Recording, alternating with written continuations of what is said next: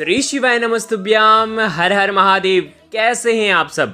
देखिए आज का ये वीडियो बहुत ही ज़्यादा खास होने वाला है। हम सभी को पता है कि अभी शारदीय नवरात्रि के पावन दिन चल रहे हैं और नवरात्रि के जो अंतिम दो तिथियां होती हैं, एक महाअष्टमी और महानवमी, ये दोनों तिथि बहुत ही ज़्यादा खास होती है। कहते हैं कि सप्तमी की रात माता रानी अपने नेत्र खोलती है और महाअष्टमी और महानवमी पर जो भी व्यक्ति माता रानी के निमित्त घर में कुछ उपाय करता है, माता रानी को प्रसन्न करने के लिए छोटे छोटे उपाय भी करता है ना, तो माता रानी प्रसन्न हो जाती हैं और कृपा बरसाती हैं। तो आज का ये वीडियो बहुत ही ज़्यादा खास होने वाला है और आपको बहुत ही सुंदर से उपाय करना है।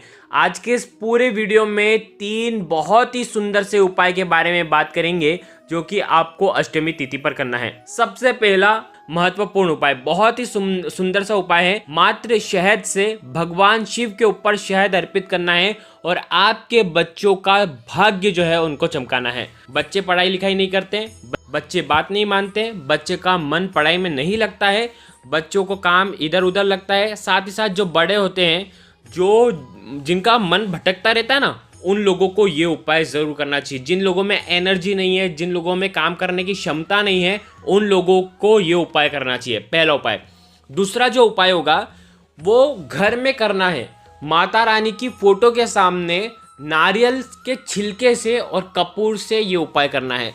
और तीसरा महा उपाय होगा लक्ष्मी पोटली। घर में किस प्रकार से आप लक्ष्मी पोटली बना सकते हैं अष्टमी या तो फिर नवमी की रात। तो वीडियो बहुत ही उपयोगी होने वाला है, इसीलिए इस वीडियो को ध्यान से समझना। देखो एक चीज़ समझना, नवरात्रि के बस 2 दिन बाकी रह गए हैं। अगर आपने अभी तक नवरात्रि में कुछ नहीं किया ना, 2 तिथियों को गंवाना नहीं है आपको। इन दोनों तिथियों पर कुछ ना कुछ उपाय करना है और ये उपाय कल के दिन करना है। पूज्य गुरुदेव की ही कथा सुन करके, समझ करके समझाने का प्रयास करूंगा। लेकिन उससे पहले आप सभी से रिक्वेस्ट करता हूं, चैनल पर अगर पहली बार आए हैं तो चैनल को ज़रूर सब्सक्राइब करें। देखिए देवी भागवत पुराण के अनुसार महागौरी का जो वर्ण है, जो उनका रूप है, गोरा है, अर्थात सफ़ेद है। इनके वस्त्र व आभूषण जो हैं वो भी सफ़ेद रंग के ही हैं। माँ का वाहन जो है वो ऋषभ है, यानी कि बेल है, और भगवान शिव का वाहन भी बेल है। माँ का दाहिना हाथ अभय मुद्रा में है और नीचे वाला हाथ जो है वो दुर्गा शक्ति का त्रिशूल धारण किए हुए हैं और नीचे वाले हाथ में दुर्गा शक्ति का प्रतीक त्रिशूल है। माता महागौरी के ऊपर वाले हाथ में शिव का प्रतीक डमरू है।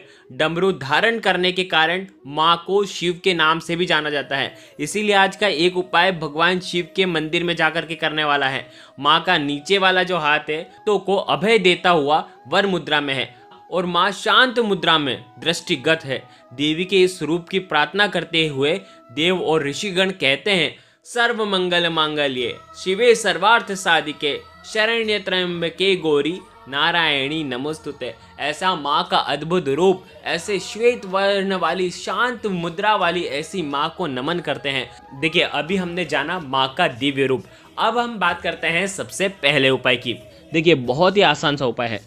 यदि आपकी नौकरी नहीं लग पा रही है, यदि आपका व्यापार ढंग से नहीं चल पा रहा है, यदि आप तेजस्वी नहीं हैं, यानी कि आपके अंदर ऊर्जा नहीं है, आप बहुत आलस करते हैं, तो आपको ये उपाय ज़रूर करना चाहिए। यदि आपके बच्चे आलसी हैं तो उन्हें भी ये उपाय करवाना चाहिए ताकि उनके जीवन से ये अंधकार दूर हो और वो तेजस्वी बने और वो हर कार्य बहुत आसानी से कर पाएँ। वो किसी भी काम को करने से डरे नहीं। अगर आपके घर में कोई ऐसा व्यक्ति हो जो डरता हो तो उसको भी ये उपाय कराना चाहिए। यानी कि अगर वो इस उपाय को करता है तो भगवान सूर्य का तेज उसके जीवन में आता है। बहुत ही आसान सा ये उपाय है। अष्टमी तिथि की रात में इस उपाय को करना है। सूर्यास्त के बाद आप कभी भी इस उपाय को कर सकते हैं। हो सके तो सूर्यास्त के बाद आपको इस उपाय को करना चाहिए। देखिए आपको लेना है मात्र 1 बूंद शहद। अगर शहद नहीं है तो लाल चंदन का भी उपयोग आप कर सकते हैं। अगर लाल चंदन भी नहीं है तो मात्र 1 बूंद घी का भी आप उपयोग कर सकते हैं। तीनों चीज़ में से एक ही चीज़ लेनी है, ठीक है। देखिए साथ में लेना है आपको 3 बेलपत्र। 3 बेलपत्र आप भगवान शिव के ऊपर चढ़े हुए बेलपत्र का उपयोग कर सकते हैं। यदि आपको बेलपत्र नहीं मिल पाता है तो तीनों बेलपत्र पर शुद्ध जल डालें और उसके बाद आपको उपयोग करना है। तीनों बेलपत्र खंडित नहीं होने चाहिए, विशेष इस बात का ध्यान रखना। अब आप क्या करेंगे, बिल्कुल ध्यान से समझना। एक तांबे के पात्र के अंदर जल लेना है और उसके अंदर 1 टुकड़ा गुड़ का आपको डाल देना है। अब आप क्या करेंगे, ये सारी सामग्री लेकर के आपको भगवान शिव के मंदिर में जाना है। शहद ले जा रहे हैं, घी ले जा रहे हैं, लाल चंदन ले जा रहे हैं। लाल चंदन का अगर पाउडर है तो उसके अंदर थोड़ा सा जल मिला करके उसका उपयोग आप कर सकते हैं। ठीक है, देखिए अगर आप शहद ले जा रहे हैं, साथ में 3 बेलपत्र ले जा रहे हैं और एक तांबे के पात्र के अंदर जल और उसके अंदर एक टुकड़ा गुड़ का। अब आपको क्या करना है, भगवान शिव के मंदिर में जाएंगे। सुबह से लेकर के शाम तक, रात्रि तक जा सकते हैं। नवरात्रि में रात्रि का विशेष महत्व होता है, तो अगर रात्रि में करते हैं तो सर्वोत्तम होता है। देखिए क्या करेंगे आप, आपके सीधे हाथ की चीठी उंगली के पास वाली जो उंगली है, जिसे अनामिका उंगली कहते हैं, उस अनामिका उंगली से आपको बेल पत्र में, आपको देखो 2 पत्तियों पर आपको क्या करना है, इस वाली जहाँ पर ये तीनों पत्तियाँ मिलती हैं, उस वाली जो ये बीच की डंडी है जहाँ पर 64 योगिनी विराजमान रहती है, यहाँ पर आपको शहद लगाना है। ठीक है, 2 बेलपत्र पर यहाँ पर शहद लगाएंगे। सबसे पहला बेलपत्र जो है वो आपको माता अशोक सुंदरी वाले स्थान पर रख देना है। कैसे रखेंगे, जो डंडी का साइड होगा, ध्यान रखना बेलपत्र की जो डंडी होगी वो होगी जलाधारी की तरफ। ठीक है, पहला बेलपत्र आपने वहां पर रख दिया, आपकी जो भी मनोकामना है वो आपको बोलना है। दूसरा जो बेलपत्र है उसमें भी आपको शहद वहीं पर लगाना है, लेकिन ये आपको रखना है माता पार्वती के हस्त कमल में। तीसरा बेलपत्र, जब आप तीसरा बेलपत्र लेंगे तो तीसरे बेलपत्र में जो चिकनी वाली साइड है वहां पर आपको ऊपर वाली पत्ती पर ओम बनाना है और इधर आइट साइड वाली पत्ती पर केवल एक एक बिंदी लगानी है, एक माता पार्वती के नाम की, एक भगवान गणेश के नाम की। और ये बेलपत्र आपको अर्पित कर देना है भगवान शिव के ऊपर। आप जब भी ये अर्पित करेंगे तब आप श्री शिवाय नमस्तुभ्यम का स्मरण कर सकते हैं और आपकी जो भी मनोकामना है वो आप बोल सकते हैं। ठीक है, अब आपके पास है गुड़ मिश्रित जल। देखिए अब आपको क्या करना है, ये जो जल है सबसे पहले माता अशोक सुंदरी वाले स्थान पर जहाँ पर आपने बेलपत्र रखा है उसी बेलपत्र के ऊपर थोड़ा सा जल अर्पित करेंगे। माँ पार्वती का जो बेलपत्र रखा है वहाँ पर आपको थोड़ा सा जल अर्पित करना है। फिर जो भगवान शिव के ऊपर बेलपत्र रखा है वहाँ पर आपको पूरा जल अर्पित कर देना है। श्री शिवाय नमस्तुभ्यम का जाप करते हुए, सुरेश्वर महादेव का स्मरण करते हुए, बस इतना सा उपाय करना। जब भी आप ये तीनों बेलपत्र रखें तो तीनों जगह आपको एक ही मनोकामना बोलनी है। आपकी जो भी समस्या है वो महादेव से बोलनी है, माँ पार्वती से बोलनी है, साथ ही साथ माता अशोक सुंदरी से बोलनी है। बहुत ही खास और दुर्लभ योग में आई है। जो आप मनोकामना बोलेंगे वो आपके जीवन में ऊर्जा से जुड़ी होनी चाहिए। वो मनोकामना आपकी ऊर्जा से जुड़ी होनी चाहिए कि मेरा आलस खत्म हो जाए, मेरे जीवन में तेज की वृद्धि हो जाए, 10 दिशाओं में मेरी उन्नति होने लग जाए, प्रगति होने लग जाए। इस प्रकार से आपको ये उपाय, इस प्रकार से कामना करते हुए आपको ये उपाय करना है। अब हम बात करते हैं दूसरे उपाय की। अष्टमी तिथि के दिन माँ महागौरी को नारियल या नारियल से बनी चीज़ों का भोग लगाना चाहिए। यदि आपने माता रानी को स्थापित कर रखा है तो आप वहीं पर कर लें। यदि नहीं किया है तो किसी भी माता की फ़ोटो के सामने आपको ये उपाय करना है। आज के दिन माता को नारियल का भोग लगाना चाहिए, नारियल से बनी चीज़ों का भोग लगाना चाहिए। माता को आपको कुमकुम की टीकी लगाना चाहिए। साथ ही साथ उनके सामने एक शुद्ध घी का आपको दीपक प्रज्वलित करना चाहिए। माता का प्रिय पुष्प जो है वो रात रानी का पुष्प है। या तो आप अगर रात रानी का पुष्प ना मिले तो कोई भी सफ़ेद पुष्प भी आप माता को अर्पित कर सकते हैं। साथ ही इनका राहु ग्रह पर अधिपति है। यही कारण है कि राहु दोष से मुक्ति पाने के लिए भी माता महागौरी की पूजा की जाती है। चलिए जानते हैं आज के दिन आपको क्या उपाय करना है। नारियल जो आता है, नारियल का जो छिलका है वो आपको निकालना है। थोड़ा सा छिलका आपको निकाल लेना है और अब आपको ये उपाय करना है। देखिए जो बाकी नारियल है वो माता के सामने आपको रख देना है और थोड़ा सा उसमें से छिलका निकाल लेना है। अब आपको क्या करना है, जो माटी का जो दीपक आता है बड़ा वाला, उसके अंदर ये आपको नारियल के जो छिलके हैं वो आपको रख देना है। हो सके तो आज के दिन आपको शक्कर और जो भूरा आता है ना, नारियल का भूरा, उसका भोग लगाना चाहिए। थोड़ी सी शक्कर, थोड़ा सा भूरा रख दे माता के सामने। अब आपको इस मंत्र का 108 बार जाप करना है। ओम महागौरी देवे नमः, इस मंत्र का 108 बार जाप करना है और उसके बाद दीपक से माता रानी की आरती करनी है। जो भी क्रिया आप करते हैं, चालीसा का पाठ करते हैं या जो भी रोजाना की जो आप नवरात्रि की क्रिया करते हैं वो तो आपको करना ही है। अब अंत में आपको क्या करना है, आरती करने के बाद ये जो आपने नारियल के छिलके निकाले हैं, जो आपने अलग से बड़े दीपक में रखे हैं, उसके अंदर थोड़ा सा आपको कपूर डालना है, थोड़ा सा शुद्ध घी डालना है और उसे आपको प्रज्वलित कर देना है। जैसे ही वो प्रज्वलित होगा उसके बाद आपको एक हाथ में घंटी लेना है, आपके जो मंदिर में जो घंटी है वो ले लें और उसके बाद उसका जो धुआं है वो पूरे घर में आपको करना है। हर जगह आपको, पूरे घर में आपको उसका धुआं दिखाना है। तब जब आप धुआं दिखा रहे होंगे पूरे घर में, तब आपको श्री क्लीम रिम वरदाय नमः इस मंत्र का आपको जाप करना है। इसकी जो ध्वनि है पूरे घर में आपको कर देनी है। ध्यान रखें, इससे माता महागौरी की विशेष कृपा मिलती है और घर का हर एक कोना जो है वो सकारात्मक हो जाता है। और इस प्रकार से उपाय करने से घर में रहने वाले व्यक्ति पर सकारात्मक प्रभाव पड़ता है और धन, ऐश्वर्य, सुख, समृद्धि की प्राप्ति उसे होती है। बड़ा ही आसान उपाय है। आ गई आपको इतनी बात समझ में? अब आपने जो शक्कर का बोरा है और शक्कर जो भोग में लगाया है वो आप कहीं पर भी चींटियों के लिए आपको रख देना चाहिए। कहीं पेड़ के वहाँ पर रख दें ताकि वो चींटियाँ उसे ग्रहण कर ले, ताकि आपके जीवन में जो भी राहु से जुड़े दोष होंगे उससे भी आपको मुक्ति मिल जाएगी। तो बहुत ही बड़ा ही आसान उपाय है। तो इस प्रकार से आपको उपाय करना है।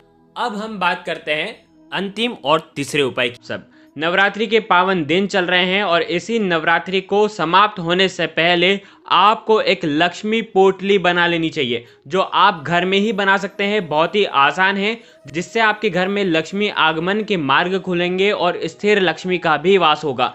देखिए, करना क्या है आपको, यदि आपने माता रानी को विराजमान कर रखा है तो उनके सामने करें, और यदि आपने नहीं कर रखा है तो किसी भी देवी की फोटो के सामने आपको ये उपाय करना है। सबसे पहले आपको थोड़ी सी पीसी हुई हल्दी लेना है, थोड़ा सा कुमकुम लेना है और थोड़े से अक्षत लेना है। सबसे पहले हल्दी से आप माता रानी को टीकी लगाएं, कुमकुम से आप टीकी लगाएं और थोड़े से अक्षत से उन्हें बधाएं। और आपको माता रानी के सामने छोटा सा एक पीला कपड़ा रखना है। थोड़ा सा छोटा सा पीला कपड़ा रख दें और उसके ऊपर हल्दी से आपको स्वास्तिक बनाना है। पहला स्वास्तिक आपने माता के सामने उस पीले कपड़े पर बना दिया है। दूसरा स्वास्तिक आप आपके घर के मुख्य द्वार पर बनाएंगे और तीसरा स्वास्तिक आप आपके घर में धन रखने वाले स्थान पर बनाएंगे। देखिए, ये उपाय आप कभी भी कर सकते हैं, लेकिन आपको रात्रि में ही करना चाहिए, सूर्यास्त के बाद, क्योंकि संध्या में लक्ष्मी पूजा का जो महत्व है वो अत्यधिक होता है। देखिए, आपने 3 स्वास्तिक बना लिए हैं। जहाँ पर आपने फोटो के सामने स्वास्तिक बनाया है, जहाँ पर नीचे पीले कपड़े पर, अब उसके ऊपर आपको थोड़े से साबुत चावल रख देना है। आ गई बात समझ में? और उसके ऊपर आपको एक माटी का दीपक रख देना है। ध्यान रखें, उसके अंदर आप घी भरें और उस माटी के दीपक के अंदर आपको 1 चुटकी हल्दी डाल देना है। आपको दीपक को प्रज्वलित करना है। ध्यान रखें, थोड़े से ही चावल आपको लेना है। आ गई बात समझ में? अब आपको दीपक को प्रज्वलित करना है। जैसे ही दीपक प्रज्वलित होगा, जो हल्दी वाला दीपक की जो जोत जलेगी वो आपके घर के आसपास के जो वातावरण को शुद्ध करेगी। पूरा ओरा जो होगा वो लक्ष्मीमय हो जाएगा। ठीक है, आगे बात समझ में? हो सके तो आप पीले वस्त्र, लाल वस्त्र या सफेद वस्त्र आपको पहनना चाहिए, ये जब क्रिया आप कर रहे होंगे। देखिए, ये जो क्रिया है ये बिल्कुल अलग से आपको करना है। जो आप नवरात्रि की जो भी आप रोज पूजा करते हैं वो तो करना ही है आपको, उसके साथ साथ ये भी पूजा आपको करना है। देखिए, जो हम वस्तु आपको बता रहे हैं, यदि आपके घर में नहीं है तो आप पूजन सामग्री से लेकर के आ सकते हैं। ये चीज़ें महंगी नहीं आती है, बड़े ही कम रुपयों में ये चीज़ें आ जाएगी, बड़े ही आसानी से आपको मिल जाएगी। क्या करना है आपको? 11 कोड़ी लेना है। कोड़ी जो होती है वो समुद्र से निकली हुई है और माता लक्ष्मी की भी उत्पत्ति समुद्र से ही हुई है। और ये कोड़ी है, इनका गुण क्या है? लक्ष्मी को खींचने का। ठीक है, तो इन कोड़ियों को आपको 11 कोड़ी लेके रखनी है। यदि आप 11 कोड़ी नहीं लेकर के आ सकते तो कम से कम 1 कोड़ी तो लेकर के आई जाना। अब आपको क्या करना है? 5 गोमती चक्र रखना है। अब आपको एक साबुत हल्दी की गांठ रखनी है, साथ ही साथ आपको साबुत धना रखना है और एक चांदी का सिक्का, जिसमें माता की फोटो हो वैसा चांदी का सिक्का रखते हैं तो अति उत्तम होता है। ठीक है, ये सारी चीजें रख दी आपने माता के सामने। अब आपको क्या करना है? हर एक कोड़ी पर ओम श्रीम नमः का 11 बार जाप करना है और हल्दी के टीके लगाना है। ठीक है, ऐसे 11 कोड़ियों पर 11 बार ओम श्रीम नमः का जाप करना है और आपको टीके लगाना है। वैसे ही 5 गोमती चक्र पर करना है, हल्दी के गांठ पर करना है और चांदी के सिक्के पे करना है। अब आपको ओम महालक्ष्मी नमः का 108 बार जप करना है। लक्ष्मी चालीसा का अगर पाठ आता है तो वो करें और इस दीपक से अब लक्ष्मी जी की आपको आरती उतारनी है। अब आपको क्या करना है? ये दीपक जो है वो साइड में उठा करके आपको रख देना है। अब आपके पास कपड़े में जो स्वास्तिक है उसके ऊपर आपने चावल रखे थे। अब आपको ये 11 कोड़ी रखना है, 5 गोमती चक्र रखना है, हल्दी की गांठ रखना है, चांदी का सिक्का रखना है और साबुत धना भी आपको इसके अंदर रख देना है। और इसे अब पोटली के रूप में आपको तैयार कर लेना है और इसमें पीला धागा आपको बांध देना है। तब आपको 11 बार इस मंत्र का जाप करना है। एम ह्रीम श्रीम अष्टलक्ष्मये रेम सिद्धये मम ग्रहे आगच्छ नमः स्वाहा। ठीक है, अष्टलक्ष्मी का हम आह्वान कर रहे हैं कि इस पोटली के अंदर अष्टलक्ष्मी का वास हो। तो इस मंत्र का आपको 11 बार जाप करना है। आ गई आपको इतनी क्रिया समझ में। अब आपको क्या करना है, उसी रात्रि में दीपक मंगल हो जाने के बाद आपको ये पोटली वहां से उठाना है और आप आपके धन रखने वाले स्थान पर आपको रख देना है। ध्यान रखें, धन रखने वाले स्थान पर रखते समय आपको 11 बार एक और मंत्र का जाप करना है, ओम स्थिर लक्ष्मी नमः। इस मंत्र का 11 बार जाप करना है और इस पोटली को वहीं पर रख देना है। ये पोटली आप नवरात्रि के दिन ही आपको रखना है, ध्यान रखिएगा, क्योंकि ये उपाय बहुत ही अच्छा है। सारी लक्ष्मी कारक चीज़ें इसके अंदर हैं और बहुत ही कम रुपयों में ये पोटली आपकी बन करके तैयार हो जाएगी। अब तीनों उपायों में से जो उपाय आपको लगता है आप कल के दिन करिएगा, निश्चित ही आपको फायदा जरूर मिलेगा। अगर आपको कुछ भी चीज समझ में ना आए तो कमेंट में पूछ लेना, गलती नहीं करना है। श्री शिवाय नमस्तुभ्यम, हर हर महादेव।